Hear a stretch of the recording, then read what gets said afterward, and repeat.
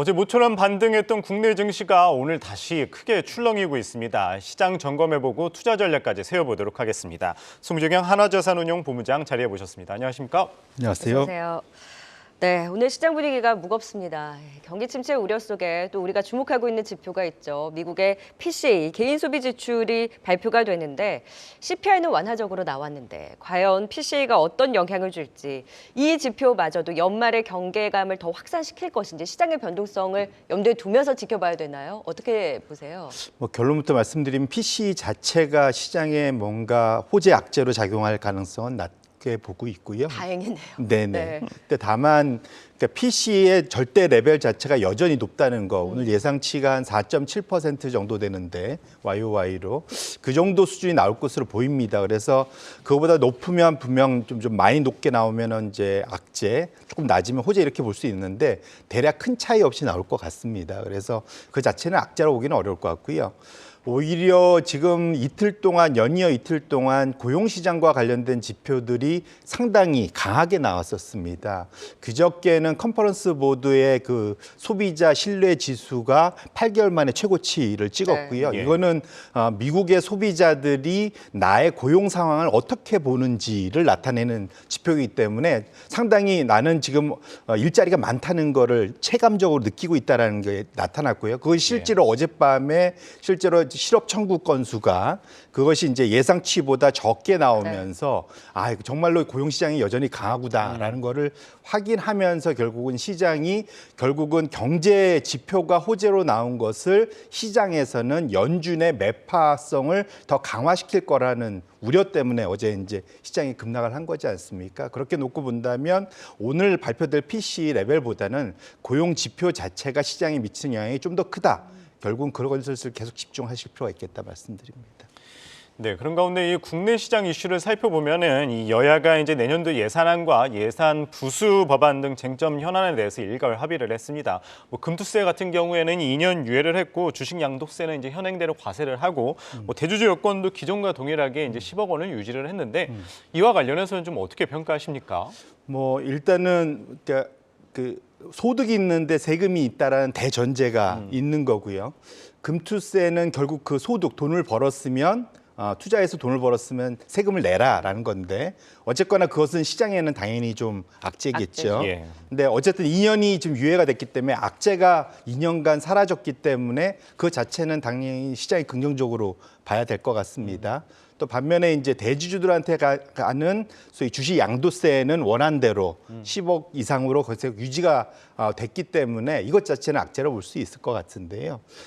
기본적으로 요거는 어찌 보면은 12월과 1월 초 사이에 그런 단기 수급과 연관이 돼 있는 거기 때문에 앞에 출연자께서도 비슷한 코멘트를 주셨던 것 같은데 요거는 오히려 그 역으로 활용하는 거. 결국은 회사의 펀더멘탈이 좋은 회사라면은 단기적으로 세금 회피용으로 매도세가 늘어서 주가가 빠지면 오히려 이제 매수 기회로 활용하자라는 그런 아이디어는 여전히 유효하다 이렇게 볼 수 있을 것 같습니다. 네, 다음 주 월 화면 어느 정도 이런 매물의 압박에서는 그래도 좀 완화가 될 것이고 그래서 연초에 이런 변동성 수급 이벤트를 이용한 좀 저점에서 또 매수하는 전략도 유효하다. 오히려 좀 역발상적으로 이용을 해보자라는 시각을 전해주셨는데요.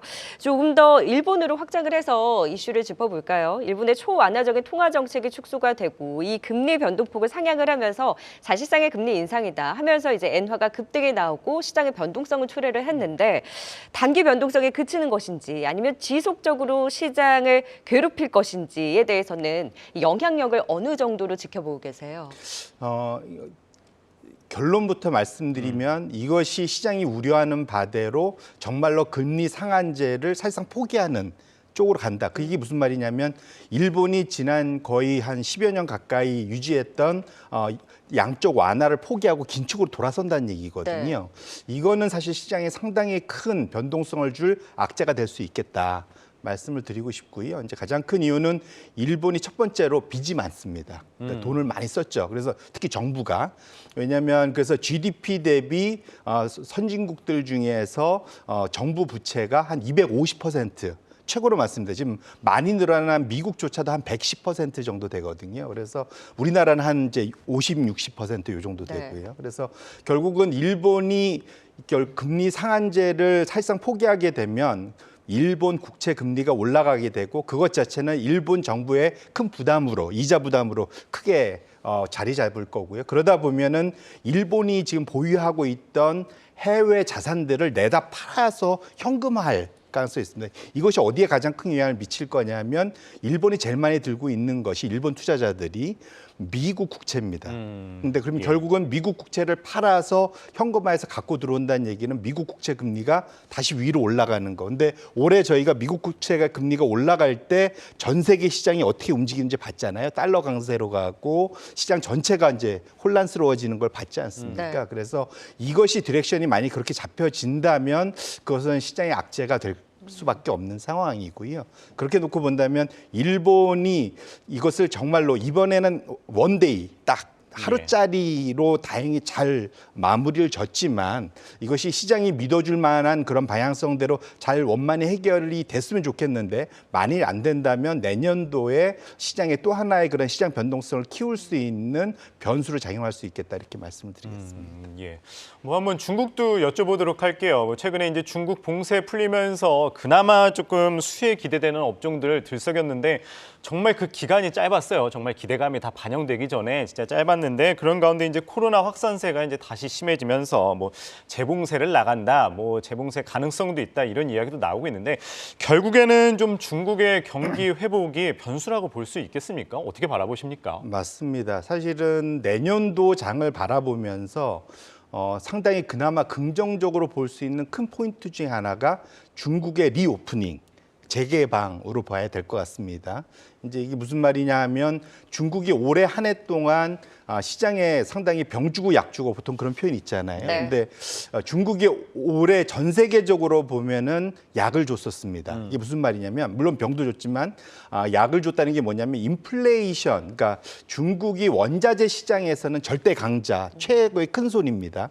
웬만한 원자재의 시장의 수요의 절반은 전 세계 시장의 수요의 절반은 다 중국이 가져가거든요. 그래서 전 세계의 공장이라고 이제 알려져 있는데, 근데 중국이 올해 그 소위 제로 코로나 정책을 유지하면서 상대적으로 모든 것이 다 가라앉았습니다. 특히 부동산을 억제하면서 관련된 수입이 줄어들면서 원자재 가격이 상대적으로 내려오게 만들어줬거든요. 그렇다 보니까 전 세계가 인플레이션으로 힘들어할 때 원자재 가격이 안정화되는데 하반기에 제로 코로나 정책이 상당히 도움을 줬었다. 예. 이게 결국 약을 줬었죠. 근데 이제 거꾸로 이제 리오프닝, 재개방을 하면 이제부터는 이제 다시 수입을 엄청나게 하게 되겠죠. 그러다 보면은 내년도에 있어서 원자재 가격이 다시 재반등하는, 그러면 이제 중국의 경제는 살아나서 전 세계에 긍정적인 영향도 줄 수 있겠지만 거꾸로 말하면 인플레이션 부분에 있어서는 또 상당히 부담을 줄 수 있는 그런 상황이 될 수 있을 것 같고요. 그러다 보니까 골드만삭스가 내년도의 자산군 중에 가장 좋게 보는 게 뭐냐? 원자재 쪽이다. 커머디티가 내년도에 거의 40% 이상 올라가는 긍정적인 걸 본 것이 결국은 중국의 리오프닝하고 다 연결이 돼 있는 네. 거다 보셔야 될 것 같고요.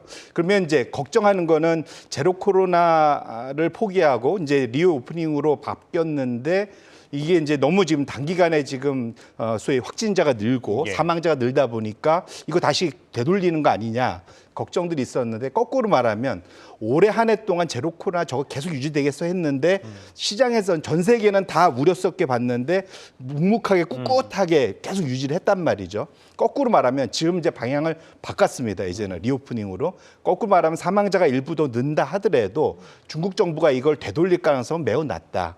최근에 그래서 사실 이렇게 사망자가 느는데도 소위 이제 해외에서 들어왔을 때 소위 격리시키는 것 자체를 다음 달부터는 없애는 걸로 네. 이제 발표가 또 됐지 않습니까? 네네. 그래서 그렇게 놓고 본다면 1월 달부터 시작되는 좀 계속 지속적인 리오프닝 방향성 자체는 전혀 변화가 없을 것이고 이것 자체는 중국이 그나마 내년 상반기에 전 세계에 어쨌든 투자 붐을 일으킬 수 있는 그런 긍정적인 효과는 줄 수 있겠다. 반면에 이것이 연준이나 포함한 전 세계의 인플레이션 부담을 강화시키면서 하반기에는 오히려 부담으로 작용할 수 있는 상반기에는 약 주고 하반기에는 병을 줄 수 있는 네. 그런 것이 이제 중국의 내년도의 아하. 역할이다 이렇게 보셔야 될 것 같습니다. 중국의 리오프닝의 동전의 양면이네요. 맞습니다. 그러니까 경기 회복이냐, 인플레이션에 다시 한번 이런 부담을 가중시키느냐 이런 부분을 상반기와 하반기에 나눠서 이제 약과 이제 병이 같이 좀 동반되는 그런 상황에서 우리 시장도 사실 중국 증시와 같이 연동되는 부분도 굉장히 많잖아요. 근데 지금 전반적으로 글로벌 증시가 어렵기 때문에 이런 가운데 우리 시장도 최근에 이제 중국이 풀면서 대신 우리 시장을 사줬던 외국인도 또 다른 전략을 펼치고 있고 계속해서 외국인의 매도세가 이번 달 들어서 조금 더 뚜렷하게 나타나고 있습니다. 오늘 달러가 반등하고 있기는 하나 최근에 원화 강세도 불구하고 여전히 외국인이 매도 기조를 이어갔는데 외국인의 매수의 전환점은 어떤 것이 계기가 되어야 나온다고 보세요? 1차적으로는 이제 전 세계의 그러한 이제 세계 지수, 전 세계 주식시장을 100으로 놓고 보면 대략 한 60 정도가 미국이고 예. 나머지가 이제 뭐 유럽, 그다음에 이머징 이런 식으로 갑니다. 근데 사실은 지금 미국이 지난 10년간 나홀로 장세를 펼치면서 전 세계 전체의 그러한 포지션에 한 최대는 한 80%까지가 미국에 쏠려 있는 그런 상황이거든요. 결국은 미국에서 돈이 빠져나와야 이것이 유럽으로 가고 또 이것이 이제 이머징 우리나라에도 오고 중국으로도 가고 이렇게 될 것 같습니다. 결국은 근데 이것이 올해 최대 걸림돌이 됐던 것은 달러 강세였고요. 예. 말씀 잘 주신 대로 최근 한 2, 3개월은 달러 약세, 나머지 통화 강세로 좀 전환이 되긴 했었지만 아직은 변동성이 좀 많이 있는 그런 상태입니다. 그래서 지속적으로 확실한 달러 약세 기조로 들어갔다라고 외국인 투자자들이 믿어줘야만 그것이 또 안정화돼야만 사실은 이제 한국 바이코리아를 비롯한 바이 이머징이 이제 시작될 수 있겠다 봐야 될 것 같고요. 특히 이제 우리나라 같은 케이스는 사실은 한국을 바라볼 때 제일 중요한 건 한국의 코스피는 사실은 그 한국의 수출 증가율, 그다음에 무역 수지나 경상 수지가 상당히 중요한 역할을 하는데 안타깝게도 최근 지금 하반기에 들어와서는 여름 이후부터는 무역 수지는 지속적인 적자, 심지어 이제 경상 수지 적자도 거의 이제 플랫하거나 소폭 플러스 겨우 내는 정도. 이거 갖고는 이제 원화의 안정적인 강세를 보기는 좀 어려운 자체 상황입니다. 체력이 좋지 예. 않죠. 맞습니다. 네. 근데 이것이 당장 해결이 되기는 쉬워 보이지 않고 내년에 중국이 이제 돌아설 때 우리도 수혜를 좀 봐야 되는데 안타깝게 지금 중국과 우리하고의 사이가 썩 좋은 그런 상황은 아니라는 거. 이런 것들이 결국은 내년도에 한국의 경상수지, 무역수지가 드라마틱하게 돌 수 있느냐에 대해서는 여전히 외국인들이 좀 퀘스천을 가질 수 있을 것 같습니다. 그래서 그런 것들이 해결이 본격적으로 돼야만 외국인들의 귀환이 본격화될 수 있지 않을까 이렇게 말씀을 드리겠습니다. 네, 말씀하신 것처럼 여러 변수 속에 최근 우리 증시 지지부진한 상황을 보이면서 증시 대기 자금도 거래 자금도 이제 크게 감소를 했어요. 이런 상황에서 시장을 좀 어떻게 바라봐야 될지 궁금한데요. 좀 어떻게 전략을 세워보면 좋겠습니까? 네, 원래 이제 그 연말이 되고 특히 이번 주 다음 주 정도가 마지막 주지 않습니까? 예. 보통 2주에는 상당히 이제 소위 그 거래량이 줄 수밖에 없는 그렇죠. 그런 상황입니다. 그래서 지금 예년 수준 정도의 이제 사실 거래량이다 보셔야 될 것 같고요. 결국은 지금 그런 것 같습니다. 다들 지금 마음들이 좀 급한 상황이에요.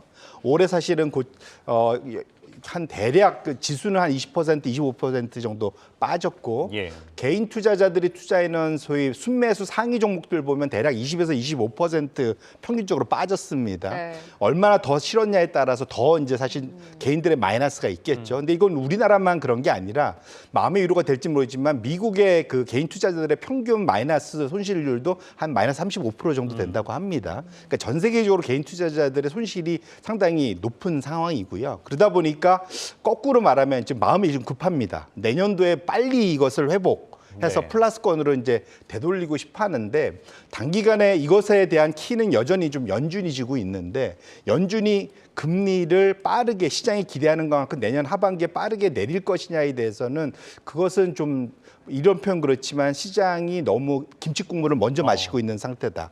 사실은 높은 금리가 내년도 말까지도 상당히 유지될 가능성을 아예 이번 사실은 지난 FMC 때 그 예상치에서 다 전망치에서 발표를 해놓은 상황이거든요. 그렇다면 상당히 좀 뭐랄까 투자자들은 좀 그 주식에 대한 기대 수익률을 좀 낮춘 상태에서 좀 볼 필요가 있을 것 네. 같고요.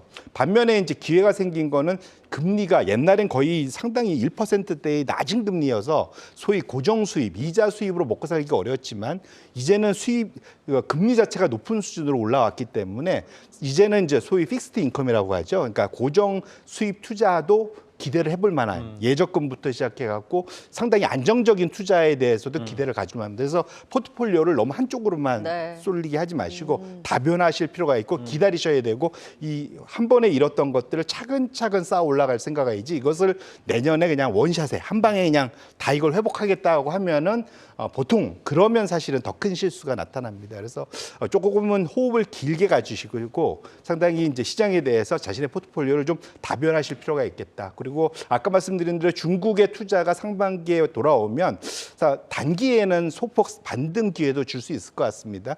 그러면 그 사이 빠졌던 것들이 일정 부분 회복할 때 자신의 포트폴리오를 정비할 수 있는 충분한 기회는 한 번 정도 올 수 있기 때문에 그때를 잘 활용하셔서 포트폴리오 다변화가 꼭 필요하겠다 이렇게 말씀을 드리겠습니다. 원자재 ETF 같은 것도 괜찮나요? 내년도를 놓고 보면 충분히 다시 한번 플레이해 보실 수 있는데 특히 이제 미국에 직접 투자하는 것들은 올해 지나고 나면 PTP라고 그래갖고 무조건 그 거래에서 팔면 그 절대 금액의 10%를 띄게 돼 있습니다. 미국에서. 네. 원천 징수로 할 수 있게 돼서 그런 것들은 좀 감안하실 필요가 있습니다. 그래서 원자재 투자를 만약 하신다면 원자재를 생산하는 기업 ETF에 투자하는 것도 네. 좋은 방법이지 않을까 이렇게 말씀을 드립니다. 네, 포트폴리오를 다변화하면서 좀 호흡을 길게 가져가되 안정적 투자 유효하다 말씀 주셨습니다. 오늘은 송재경 한화자산운용 본부장 이야기 들어봤습니다. 말씀 고맙습니다. 고맙습니다.